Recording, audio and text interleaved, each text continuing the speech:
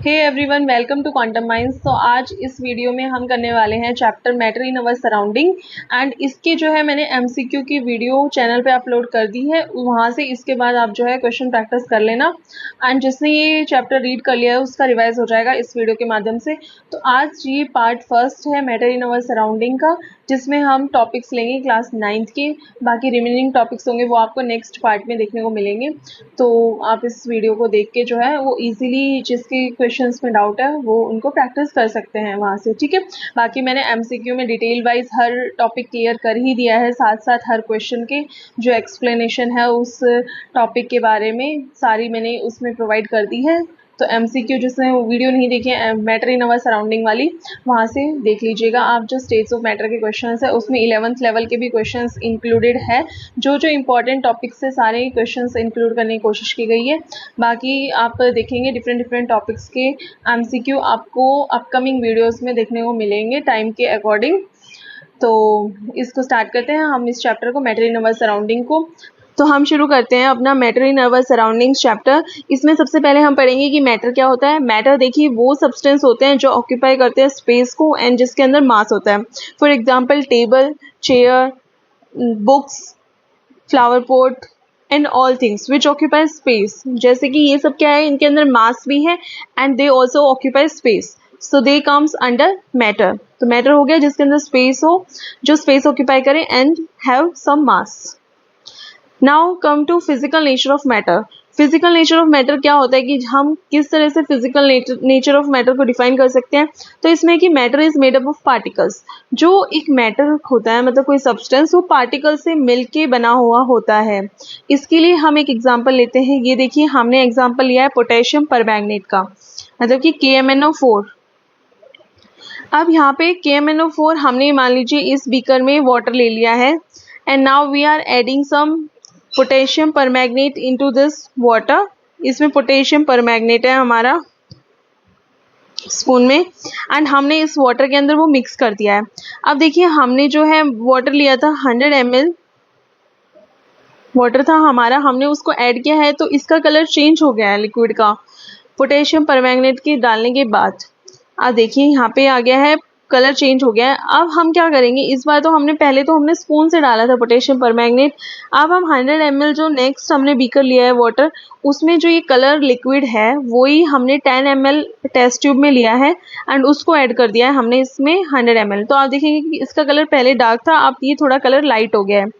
फिर हम इसी जो ये थर्ड बीकर है, मान लीजिए ये फर्स्ट है, ये सेकेंड है हमारा, ये थर्ड है, this is fourth and this is fifth. तो अब देखिए हम फोर्थ वाले जब बीकर में 100 ml लेंगे लिक्विड, उसमें क्या करेंगे, हम ऐड करेंगे इस 10 ml वाटर को, जो ये कलर्ड वाटर है इसको ऐड कर दिया है हमने। तो यहाँ पे ये कलर और लाइट हो गया है। जब हम फिफ्थ वाले पे पहुंचे हैं तो फिफ्थ वाले में हमने वाटर में ये जो बीकर में हमारा सॉल्यूशन प्रेजेंट है इसको हमने टेस्ट ट्यूब में 10 ml लेकर इसमें ऐड कर दिया। तो अब धीरे धीरे देखेंगे कि बार बार जब हम ऐसा कर रहे हैं तो जो हमारा फाइनल लिक्विड आ रहा है उसका कलर लाइट होते जा रहा है। ये लाइट हो गया, पहले कलर डार्क था। तो इसका मतलब है कि मैटर के अंदर जो पार्टिकल्स है वो डिवाइड कर रहे हैं अपने आप को ना, तभी तो वो कलर जो है अभी भी मेंटेन है। कलर कुछ ना कुछ अभी भी मौजूद है हमारा, कलर ऐसा नहीं है कि बिल्कुल फिनिश हो गया है, लाइट हो गया है। तो इससे हमें पता चलता है कि पोटेशियम परमैंगनेट के अंदर क्या है, मिलियंस ऑफ टाइनी पार्टिकल्स है which keep on dividing on each dilution. जैसे जैसे हम डाइल्यूशन कर रहे हैं तो वो क्या है कि वो अपने आप को डिवाइड करते जा रहे हैं। ये जो पोटेशियम परमैंगनेट है हमारा, उसने क्या किया है, एक वॉल्यूम ऑफ, कितना लार्ज वॉल्यूम ऑफ वाटर था KMnO4 के कंपैरिजन में, बट इसने पूरे उस सॉल्यूशन को कलर कर दिया है। तो इससे हमें कंफर्म हो गया है कि मैटर के अंदर पार्टिकल्स प्रेजेंट है। So there must be tiny particles in just one crystal of potassium permanganate. एक क्रिस्टल है ना जो पोटेशियम परमैंगनेट का, उसके अंदर भी बहुत सारे टाइनी पार्टिकल्स मौजूद है। तो इससे हमें ये हो गया कि matter is made up of particles. Okay, now come to characteristics of particles of matter. कि पार्टिकल्स ऑफ मैटर, जो पार्टिकल है मैटर्स के अंदर, उनकी क्या क्या कैरेक्टरिस्टिक्स होती है। अब देखिए फर्स्ट है particles of matter have space between them. जो पार्टिकल होते हैं मैटर के, उनके बीच में क्या है, स्पेस होती है प्रेजेंट। तो यहाँ पे देखिए when we make tea, coffee और lemonade, particles of one type of matter, जो एक टाइप ऑफ मैटर है वो स्पेस जो दूसरे टाइप ऑफ मैटर के बीच में स्पेस है उसमें जाके क्या है मिक्स हो गया है, of one type of matter get into the spaces between particles of the other. ठीक है, आप देखो ये हमने जैसे कि ये बना रहे हैं हम, ये है इसमें हमने वाटर ले लिया है इस ग्लास में and we are adding sugar into it. तो आप देखेंगे कुछ टाइम पे जो ये वाटर है इसके अंदर शुगर का पूरा टेस्ट आएगा, तो मतलब शुगर ने कुछ ना कुछ स्पेस यहाँ पे होगी इस सॉल्यूशन के अंदर, तभी तो उसके अंदर जाके शुगर जो है फिट हो गई है एंड शुगर का हमें टेस्ट जो है मिल रहा है। तो इस एक्टिविटी से हमें कंफर्म हो गया कि particles of matter have space between them. ठीक है, have space. Now let's come to second property. Second property है particles of matter are continuously moving. जो पार्टिकल्स होते हैं मैटर के वो लगातार क्या है कि मूव करते रहते हैं।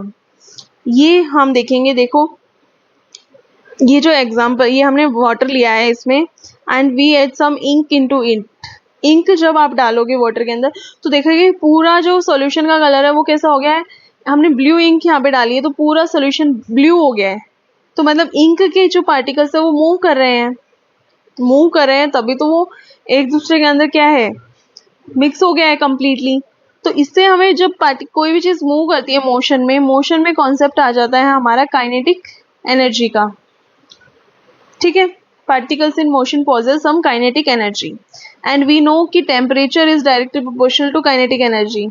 जितना ज़्यादा टेम्परेचर होगा उतनी ज़्यादा काइनेटिक एनर्जी बढ़ेगी। क्यों? क्योंकि टेम्परेचर इंक्रीज करने से मोशन ऑफ पार्टिकल्स इंक्रीज होता है एंड जिसके वजह से काइनेटिक एनर्जी भी क्या है इंक्रीज होती है। ओके, तो ये देखिए यहाँ पे आप देखेंगे ये पार्टिकल्स जो है मूव कर रहे हैं हमारे। अब बात आती है डिफ्यूजन की। डिफ्यूजन क्या होता है, इसमें एक कॉन्सेप्ट आएगा जो particles of matter are continuously moving, तो इसी में एक कॉन्सेप्ट आता है डिफ्यूजन का। एक इंपॉर्टेंट कॉन्सेप्ट है, इंपॉर्टेंट डेफिनेशन है। डिफ्यूजन क्या होता है, intermixing of particles of two different types of matter on their own is called diffusion. For example इस केस में क्या होता है, इंक एक डिफरेंट है सब्सटेंस एंड जो वाटर है वो डिफरेंट है, तो यहाँ पे क्या हुआ दोनों सब्सटेंस जो डिफरेंट है उनके पार्टिकल्स क्या है इंटरमिक्स हो गए अपने आप ही एंड इसी प्रोसेस को बोलते हैं हम डिफ्यूजन। फॉर एग्जाम्पल जब हम इंसेंस स्टिक को बर्न करते हैं, जो अगरबत्ती होती है हमारे घर में, तो आप देखेंगे कि उसकी स्मेल जो है पूरे हाउस में आपको देखने को मिलेगी, सारे कहीं उसकी स्मेल चली जाती है। कि इससे हमें क्या पता चलता है कि particles of matter are continuously moving, incense stick जो होती है। एंड अगर हम एक और एग्जांपल लें इसका, तो आप देखेंगे कि जब आपकी मम्मा या फिर आप भी अगर खाना बनाते हैं किचन में, तो जो हॉट फूड होता है उसकी स्मेल क्या होती है पूरे घर में पता चल जाता है। आज हमें पता चल जाता है कि भाई ये बन रहा है हमारे घर में, तो वो पार्टिकल्स है जो फूड के वो मूव कर रहे हैं पूरे हाउस में, वो ऑक्यूपाई हो रहे हैं, अलग अलग जगह पे जा रहे हैं। तो इससे हमें बिल्कुल ये चीज़ पता चल जाती है कि जो पार्टिकल्स होते हैं मैटर के वो कॉन्टिन्यूसली मूव करते हैं, तभी हमें उसका एरोमा मिलता है ना फूड का। तो particles of matter are continuously moving. Second है on heating diffusion becomes faster. ये अभी हमने देखा डिफ्यूजन क्यों फास्टर हो जाएगा, तो देखो डिफ्यूजन इसलिए फास्टर हो जाएगा कि जैसे जैसे हम हीट करेंगे तो पार्टिकल्स का मोशन क्या है वो इंक्रीज होगा, मोशन इंक्रीज होगा। तो मोशन इंक्रीज होने के बाद काइनेटिक एनर्जी क्या होगी इंक्रीज होगी एंड मोशन इंक्रीज हो रहा है, पार्टिकल्स फास्टली मूव कर रहे हैं, तो डिफ्यूजन भी क्या होगा हमारा फास्ट हो जाएगा। राइट, ये देखो एक और चीज़ देखो डिफ्यूजन के बारे में कि डिफ्यूजन जो है उनकी पार्टिकल्स की जो मूवमेंट होती है डिफ्यूजन में वो high concentration to low concentration होती है। ये सब क्वेश्चन मैंने अभी अभी एमसीक्यू जो मैटर के क्वेश्चन प्रैक्टिस कराए हैं उसमें सारे ये कॉन्सेप्ट इंपॉर्टेंट कॉन्सेप्ट के क्वेश्चंस लिए गए हैं। ठीक है, तो आपने वहाँ पे देखा होगा कि एक क्वेश्चन था डिफ्यूजन का कि कहाँ से कहाँ होता है diffusion, high concentration to low concentration होता है। तो हाई कॉन्सेंट्रेशन ये है, बहुत सारे पार्टिकल्स हैं यहाँ पे। आप धीरे धीरे देखेंगे कि बहुत मतलब कंसंट्रेटेड है, ये एक स्मॉल एरिया में पार्टिकल्स प्रेजेंट है। इस केस में क्या हो गया, ये डिफ्यूज हो गए, अलग अलग स्पेस में इन्होंने जाके डिफरेंट डिफरेंट डायरेक्शन में मूव कर गए। अब ये एक स्मॉल एरिया में कंसंट्रेटेड नहीं है, अब ये सारे कहीं फैल चुके हैं। तो ये देखो यहाँ पे कंसंट्रेशन ज़्यादा थी तो डिफ्यूजन हो रहा है high concentration to low concentration, movement of particles to low concentration. ठीक है, तो इसीलिए हमारे जो है फूड वहाँ पे क्या है, आप पास में देखोगे जब फूड बनता है उसके बिल्कुल पास जाओगे तो ज़्यादा स्मेल आएगी, दूर रहोगे उसके तो क्या है कि उसकी स्मेल धीरे धीरे कम हो जाती है। तो डिफ्यूजन उस हाई वाले से ही लो कॉन्सेंट्रेशन पे जाएगा, लो से हाई पे नहीं जाएगा। तो डिफ्यूजन क्या होता है, नेट मूवमेंट होती है पार्टिकल्स की high concentration to region of low concentration. अब बात करते हैं हम थर्ड प्रॉपर्टी, जो कि है particles of matter attract each other. जो मैटर के पार्टिकल्स है वो अट्रैक्ट करते हैं एक दूसरे को। तो ये हमें कैसे पता चलेगा, particles of matter have force acting between them. जो पार्टिकल्स होते हैं मैटर के, उनके बीच में एक फोर्स होती है, एंड जो वो फोर्स क्या करती है, उन पार्टिकल्स को एक साथ रखती है। ठीक है, आप देखोगे ये फोर्स वेरी करती है डिफरेंट स्टेट्स ऑफ मैटर में। अब हमें पता है सॉलिड स्टेट में क्या होता है, फुली पैक्ड होता है, अरेंजमेंट क्या होती है, फुली पैक्ड होती है। जो पार्टिकल्स है वो एक दूसरे के क्लोज रहते हैं, बट वहाँ पे मूवमेंट जो होती है वो मूवमेंट बिल्कुल नहीं होती है, वो अपनी ही पोजीशन पे क्या है, वाइब्रेशन होती है। सॉलिड्स के केस में अपनी ही पोजीशन पे पार्टिकल जो है वाइब्रेट करता है, तो इसलिए minimum very low kinetic energy तो होती है वहाँ पे उस केस में। लिक्विड की बात करें, पार्टिकल्स थोड़े से फार अपार्ट होते हैं, एंड गैस में जो पार्टिकल्स है बिल्कुल दूर दूर है। तो ये देखिए particles of matter attract each other. Attraction सबसे मैक्सिमम होगी सॉलिड के केस में, फिर होगी लिक्विड में, और गैस में मिनिमम फोर्सेस ऑफ अट्रैक्शन होती है, राइट। ये देखो स्ट्रॉन्गेस्ट अट्रैक्शन है, हाइयर अट्रैक्शन, लोवेस्ट अट्रैक्शन, क्योंकि यहाँ पे मैक्सिमम स्पेस है। अब हम बात करते हैं स्टेट्स ऑफ मैटर की। पहली चीज है द सॉलिड स्टेट। जो सॉलिड स्टेट होता है, जो सॉलिड मान लीजिए ये है कोई हमारे पास ऑब्जेक्ट, ये सॉलिड है, ये ऑक्यूपाई कर रहा है डेफिनेट शेप जो होती है ना, इसकी शेप रहती है, इसकी प्रॉपर शेप रहेगी। आप देखोगे टेबल है, उसकी एक प्रॉपर शेप है, and if you talk about chair, chair की एक प्रॉपर शेप है, उसकी बाउंड्रीज है, एक फिक्स बाउंड्रीज है उनकी, एंड उनका फिक्स्ड वॉल्यूम है। तो सॉलिड स्टेट की प्रॉपर्टी क्या है, definite shape, distinct boundaries and fixed volumes. इसमें नेग्लिजिबल कॉम्प्रेसिबिलिटी होती है, मतलब हम उसको कंप्रेस नहीं कर सकते। आप टेबल को कंप्रेस कर सकते हो, नहीं, ठीक है। रिजिड होते हैं, रिजिड मतलब फिक्स होते हैं, ये बिल्कुल इधर उधर नहीं होते हैं, अपनी जगह पे क्या है, रिजिडिटी शो करते हैं प्रॉपर्टी। अब देखिए एक क्वेश्चन आता है कि rubber can be stretched. Rubber को हम स्ट्रेच कर पा रहे हैं, but we know that it is a solid. So solid तो रिजिड होते हैं, तो ऐसा क्यों होता है कि हम रबर को स्ट्रेच कर देते हैं।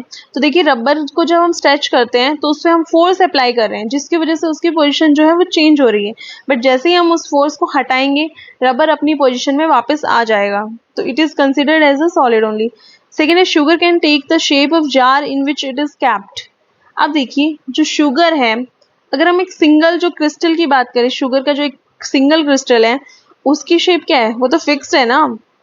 तो जब हम एक लार्ज क्वांटिटी में शुगर ले रहे हैं, वो उस शेप ऑफ जार कंटेनर के जो है कि कोई भी शेप हो उसको ले लेती है, बाकी पोजीशन तो चेंज नहीं हुई ना, वो तो वैसा ही रहेगा, उसको कहीं पे भी डाल दो तो वो क्रिस्टल क्या है, फिक्स है, वो रिजिड है, उसकी शेप क्या डेफिनेट है। तो इसीलिए शुगर जो होती है take the shape of jar. Next है स्पंज कैन बी कंप्रेस्ड। तो स्पंज को हम कंप्रेस क्यों कर पाते हैं, क्योंकि वहाँ पे जो है स्पेस प्रेजेंट है जिसमें एयर जो है ट्रैप्ड है। जैसे ही हम उसको प्रेस करते हैं वो एयर एक्सपेल्ड आउट हो जाती है, जिसकी वजह से वो जो स्पंज होता है वो कंप्रेस हो जाता है, बट स्टिल जो शेप है उसकी स्पंज की वो तो बिल्कुल डेफिनेट शेप है, इसलिए it is considered as a solid. Now we will talk about the liquid state. Liquid state में क्या होता है, सॉलिड में देखा था हमने डेफिनेट शेप होती है, डेफिनेट वॉल्यूम। यहाँ पे क्या होता है, फिक्स्ड शेप नहीं होती है बट फिक्स्ड वॉल्यूम होता है लिक्विड के केस में, राइट। तो देखेंगे आप जब 1 लीटर मान लीजिए आपने मिल्क है आपके पास, वॉल्यूम आप 1 लीटर ही रख रहे हैं, मतलब फिक्स्ड वॉल्यूम रख रहे हैं, बट अगर आप उसको उसमें डाल देंगे, जग में डालेंगे तो वो जग की शेप ले लेगा, और जब आप उसको पतीले में डालते हैं तो वो उसकी शेप ले लेगा, मतलब पैन में डालते हैं उसको मिल्क को तो उसकी शेप ले लेगा। तो मतलब यहाँ पे शेप जो है वो फिक्स्ड नहीं होती है लिक्विड के केस में, बट उनका उसका वॉल्यूम क्या है, फिक्स्ड है। वो हमारा जो मिल्क था वो तो 1 लीटर ही है, कोई भी कंटेनर में हम उसको पुट करें तो उसका वॉल्यूम फिक्स है बट शेप विल चेंज। इसके बाद है not rigid, so we will call them fluids. ये रिजिड नहीं होते हैं इसीलिए फ्लूइड्स बोलते हैं हम इनको, कि कोई इनकी रिजिड शेप नहीं है।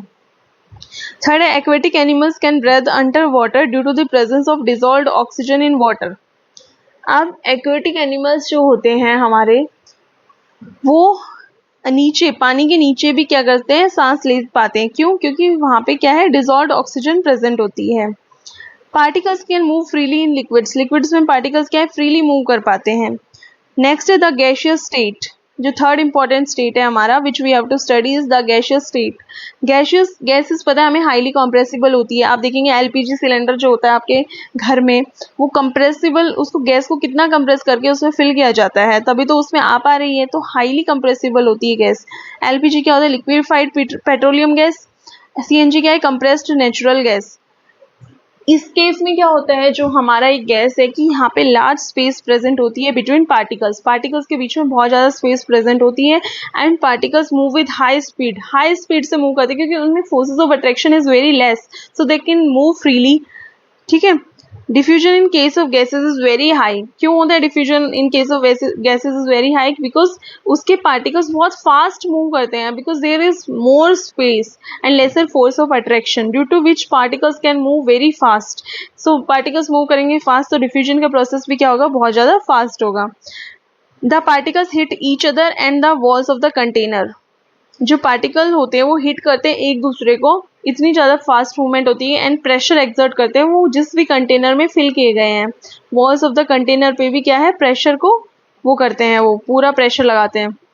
The pressure exerted by the gas is because of this force exerted by gas particles per unit area on the walls of container. जो प्रेशर एक्सर्ट हो रहा है वो बहुत ज़्यादा होता है इनके केस में, गैसेस के केस में वॉल्स ऑफ द कंटेनर पे जो लगता है। ठीक है। इसके बाद कैन मैटर चेंजेस स्टेट। अभी हमने पढ़ा सॉलिड क्या होता है, लिक्विड क्या होता है, गैस क्या होता है।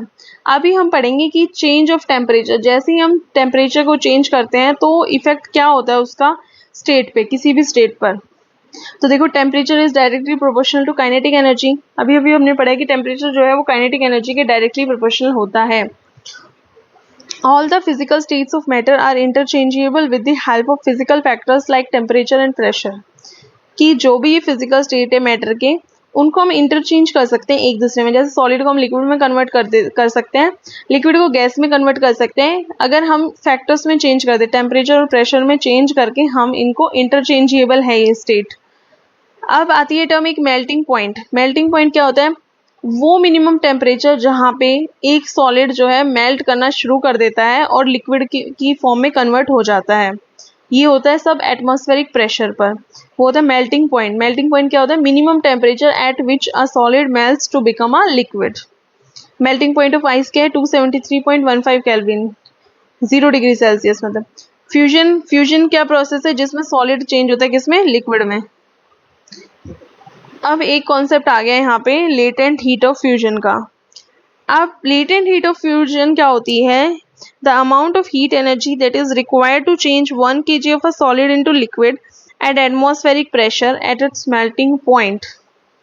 ये जो मेल्टिंग, कोई एक मेल्टिंग पॉइंट है किसी चीज़ का, उस पे जो अमाउंट ऑफ हीट चाहिए किसको, जब सॉलिड को हम लिक्विड में कन्वर्ट कर रहे हैं। फॉर एग्जाम्पल आप देखेंगे कि आइस है and you are taking it on -3 degree Celsius पे आपने इसको लिया है, तो जैसे जैसे आप इसका टेम्परेचर इंक्रीज करेंगे तो आप देखेंगे कि इसका टेम्परेचर क्या है, ये धीरे धीरे मान लो 0 डिग्री सेल्सियस पे पहुंच गई, 0 डिग्री सेल्सियस पे। अब एक ऐसा पॉइंट आएगा कि ये जो है उसमें कन्वर्ट हो जाएगी, किसमें, वाटर में कन्वर्ट हो जाएगी। बट यहाँ पे आप देखेंगे कि जो टेम्परेचर है वो चेंज नहीं हो रहा है।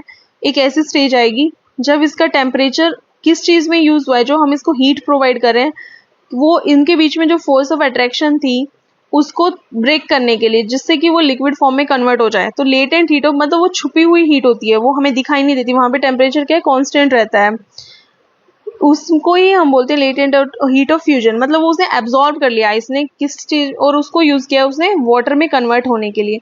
बट एक टाइम के बाद देखेंगे आप टेम्परेचर जो है चेंज होने लग जाता है, तो वो एक जो स्टेज आती है जहाँ पे टेम्परेचर क्या है, कांस्टेंट है, हमें नहीं लगता कि इसमें कोई भी चेंज आता है टेम्परेचर में, बट स्टिल जो स्टेट ऑफ चेंज हो जाता है वहाँ पे कि कोई एक स्टेट दूसरे स्टेट में कन्वर्ट हो जाता है। ठीक है, तो यही है the amount of heat energy that is required to change 1 kg of a solid into liquid. कि मतलब 1 kg है कोई सॉलिड, उसको लिक्विड में चेंज करने के लिए जो हीट लगती है एट इट्स मेल्टिंग पॉइंट, उसी मेल्टिंग पॉइंट पर, उसी को हम बोलते हैं latent heat of fusion. Fusion मतलब सॉलिड टू लिक्विड चेंज हो रहा है। This is use up in changing the state by overcoming the forces of attraction between the particles. जो लेटेंट हीट ऑफ फ्यूजन होती है वो किस चीज में यूज है, हुई है चेंज करने में स्टेट के फोर्सेज ऑफ अट्रैक्शन को हटाने के लिए, और ताकि वो जो पार्टिकल है हमारा वो दूसरे स्टेट में कन्वर्ट हो सके, इसी को बोलते हैं हम latent heat of fusion.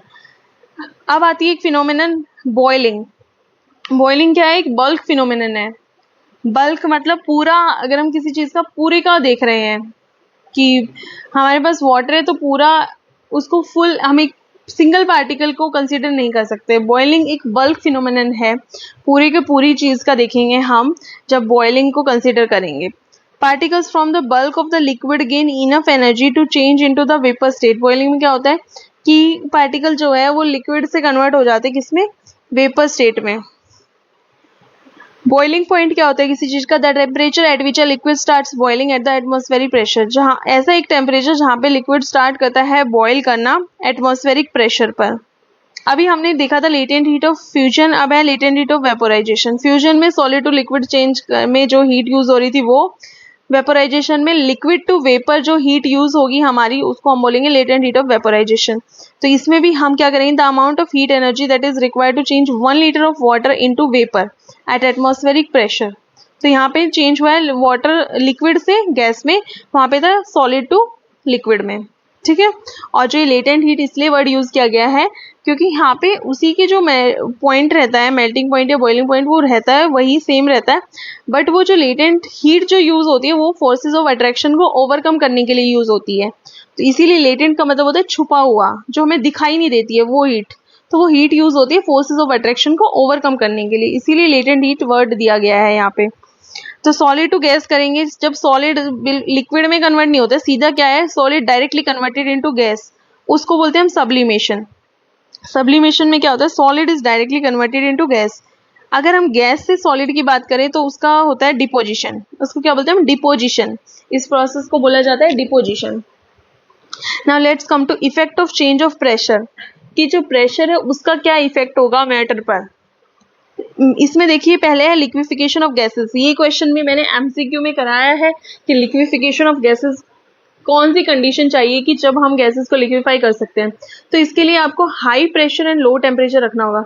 Pressure जितना हो सके उतना ज़्यादा प्रोवाइड कीजिए और टेम्परेचर को कम कीजिए, तभी जो है लिक्विफिकेशन ऑफ गैसेस पॉसिबल होगा, high pressure and low temperature पे। सॉलिड CO2, ये टर्म सॉलिड CO2 क्या होता है? ये आ जाता है क्वेश्चन, बहुत बार कॉम्पिटेटिव एग्जाम्स में पूछा गया है। तो सॉलिड CO2 होता है ड्राई आइस। सॉलिड CO2 क्या है? Dry ice. It is stored under high pressure, इसको हाई प्रेशर के अंदर स्टोर किया करके रखा जाता है, ठीक है। अब एक इंपॉर्टेंट चीज आ जाती है, लास्ट जो टॉपिक है इसका, इवेपोरेशन। इस चैप्टर का इवेपोरेशन क्या है? जब एक ऐसा फिनोमिनन जिसमें लिक्विड चेंज हो रहा है वेपर्स पे, किसी भी टेम्परेचर पे बिलो इट्स बॉइलिंग पॉइंट, मतलब उसके बॉइलिंग पॉइंट तक नहीं जा रहा है, वो उससे पहले ही जो है वाटर जो लिक्विड है वो हमारा किस में कन्वर्ट हो रहा है? वेपर स्टेट में। उसको बोलते हैं इवेपोरेशन, कि इवेपोरेशन हो गया यहाँ पे। Factors on which rate of evaporation depends. अब फैक्टर्स की बात कर लेते हैं, इंपॉर्टेंट फैक्टर्स है सारे सारे आपको ध्यान में रखने। एक है सरफेस एरिया। तो देखो सरफेस एरिया जो है वो डायरेक्टली प्रोपोर्शनल होता है रेट ऑफ इवेपोरेशन के। जितना ज़्यादा सरफेस एरिया होगा उतना ही ज़्यादा इवेपोरेशन होगा। जब हम क्लोथ्स को सुखाते हैं तो उनको प्रॉपर, उनको फुली ऐसे नहीं इकट्ठे सुखा देते हैं, उनको खोल के सुखाते हैं ताकि सरफेस एरिया जो है वो मैक्सिमम हो जाए, जिससे कि इवेपोरेशन का जो प्रोसेस है वो फास्ट हो। अब बात करते हैं टेम्परेचर की। टेम्परेचर में क्या होता है? इवेपोरेशन जो होता है हमारा वो डायरेक्टली प्रोपोर्शनल होता है टेम्परेचर के। जितना ज़्यादा टेम्परेचर होगा इवेपोरेशन फास्ट होगा। आप देखेंगे धूप में जल्दी कपड़े सूख जाते हैं, छाया में कपड़े नहीं सूखते जल्दी। तो धूप इसलिए बोलते हैं टेम्परेचर पे डिपेंड करता है इवेपोरेशन। ह्यूमिडिटी, अब जितनी ज़्यादा ह्यूमिडिटी होगी इवेपोरेशन उतना ज़्यादा कम होगा। इनवर्सली प्रोपोर्शनल है इनका रिलेशन ह्यूमिडिटी का इवेपोरेशन के साथ। ह्यूमिडिटी क्या होती है? Amount of water vapour present in air, कितना वाटर वेपर प्रेजेंट है एयर के अंदर। The air around us cannot hold more than a definite amount of water vapour at a given temperature, कि जो एयर होती है अपने सराउंडिंग में वो एक definite amount of water vapour को होल्ड करके रख सकती है। आज देखिए वाटर वेपर जो है, कई बार हम बोलते हैं यार बहुत ह्यूमिडिटी हो रखी है, पसीने से आने लग जाते हैं हमें, मतलब इवेपोरेशन वहाँ पे उस रीजन में इवेपोरेशन क्या कम हो रहा है। तो ह्यूमिडिटी जितनी ज़्यादा रहेगी इवेपोरेशन कम होगा उतना। विंड स्पीड, विंड स्पीड पे डायरेक्टली प्रोपोर्शनल होता है इवेपोरेशन। जितनी ज़्यादा हवा चलेगी उतना ज़्यादा इवेपोरेशन होगा। Clothes dry faster on a windy day, जिस दिन हवा चलती क्लोथ्स क्या है जल्दी सूख जाते हैं हमारे। तो ये थे फैक्टर्स जिन पे इवेपोरेशन डिपेंड कर रही है। अब हम बात करते हैं इवेपोरेशन कॉज कूलिंग। जो इवेपोरेशन होती है उसका क्या होता है रिजल्ट जो आता है वो कूलिंग आता है कि ठंड इवेपोरेशन कॉज कूलिंग। अब इसके कुछ हम एग्जांपल्स देख लेते हैं कि इवेपोरेशन की वजह से कूलिंग फैक्टर होता है। During evaporation the particles at the surface of the liquid gain energy from the surrounding or the body surface and change into vapor. The heat energy equal to the latent heat of vaporization is absorbed from the body, leaving the body cool. Suppose हमने मान लीजिए हमने अपने hands पे acetone रख लिया है, तो एसीटोन क्या है, जब उड़ता है तो हमें जब वो जैसे जैसे ड्राई होगा उस हमें ठंडा ठंडा फील होगा अपनी पाम पे, जो हमारी हथेली है उस पे आप एसीटोन रख के देखना कभी, जैसे जैसे वो इवेपोरेशन प्रोसेस होगा आपको वो कूल लगेगा अपने पाम पे। तो ऐसा क्यों होता है कि हमारे जो बॉडी की हीट है वो उस एसीटोन ने ले ली है and it got converted into vapour, जिसके वजह से हमें वो इवेपोरेशन होने के बाद क्या है कूलिंग इफेक्ट आ रहा है वहां पर, राइट। तो ये है कि इवेपोरेशन कॉज करता है कूलिंग को। आप देखेंगे जो हमारा गर्मियों में अर्दन पोट होता है, जो हम मटके में पानी रखते हैं वो ठंडा हो जाता है, ये इवेपोरेशन की वजह से ही। तो इवेपोरेशन जो है वो कॉज करता है कूलिंग को, ठीक है। अब 5 स्टेट्स ऑफ मैटर हमने सॉलिड के बारे में पढ़ लिया, लिक्विड के बारे में पढ़ लिया, गैस के बारे में पढ़ लिया। अब देखिए हम प्लाज्मा की बात कर लेते हैं। प्लाज्मा में क्या होता है, super energetic and super excited particles होते हैं एंड ये जो पार्टिकल्स होते हैं वो फॉर्म ऑफ आयोनाइज्ड गैस की फॉर्म में होते हैं, ठीक है। आयोनाइज्ड गैस के फॉर्म में suppose we are taking the example of fluorescent tube, जो हमारे घर में ट्यूब लाइट्स यूज करते हैं या फिर हम नियॉन साइन बल्ब्स यूज करते हैं, तो उसमें क्या है प्लाज्मा प्रेजेंट होता है। अब जो है हमारी फ्लोरोसेंट ट्यूब में हीलियम गैस होती है। हीलियम गैस में क्या गैस यहाँ पे जैसे ही इलेक्ट्रिकल एनर्जी पास हुई वो आयोनाइज्ड हो गई, सुपर एक्साइटेड पार्टिकल्स हो गए एंड जिसके वजह से ग्लो आता है, वहाँ पे वो प्लाज्मा फॉर्म हो जाता है जिसके वजह से ग्लो आता है। यही दिया गया है, the gas gets ionised, gas क्या कर जाएगी आयोनाइज कर जाएगी, दैट इज गेट्स चार्ज हो जाएगी जब हम इलेक्ट्रिकल एनर्जी जैसे ही फ्लो करेगी उस टेस्ट ट्यूब में से। एंड ये जो चार्जिंग अप होता है ये क्रिएट कर देता है एक प्लाज्मा को, जो क्या करता है ग्लो करता है टेस्ट ट्यूब में, जिसके वजह से हमें ग्लो वहाँ पे दिखता है। नियॉन साइन बल्ब्स में नियॉन गैस यूज होती है, फ्लोरोसेंट ट्यूब में हीलियम गैस यूज की जाती है।